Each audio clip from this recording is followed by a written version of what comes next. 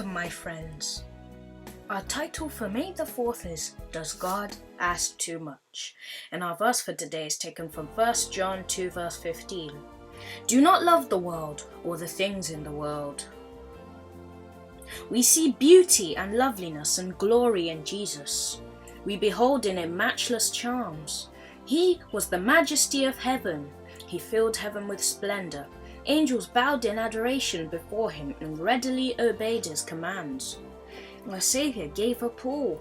He laid aside his glory, his majesty, and splendor, and came down to this earth and died for a race of rebels who were transgressors against his Father's commandments. Christ condescended to humble himself that he might save the fallen race. He drank the cup of suffering, and in its place offers the cup of blessing.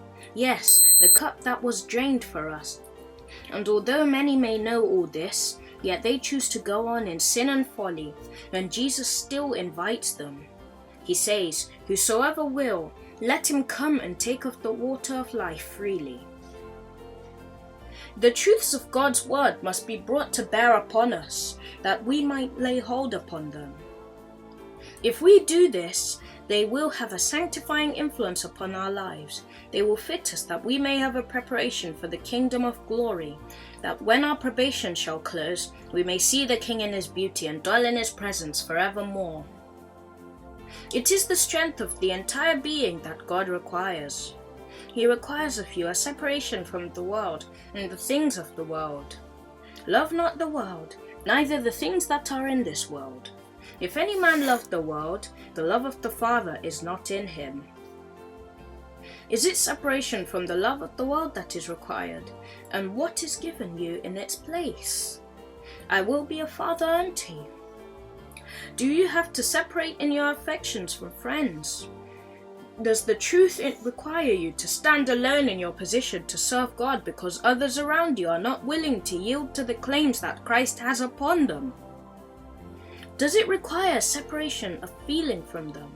Yes, and it is this, the cross which you must bear, which leads many to say, I cannot yield to the claims of the truth. But says Christ, if anyone love father, or mother, or brother, or sister more than me, he is not worthy of me. Whosoever will come after me and will be my disciple, let him take up his cross and follow me. Here is the cross of self-denial and sacrifice, to separate in your affections here from those who will not yield to the claims of the truth. Is this too great a sacrifice to make for him who sacrificed all for you? Review and Herald, April the 19th, 1870.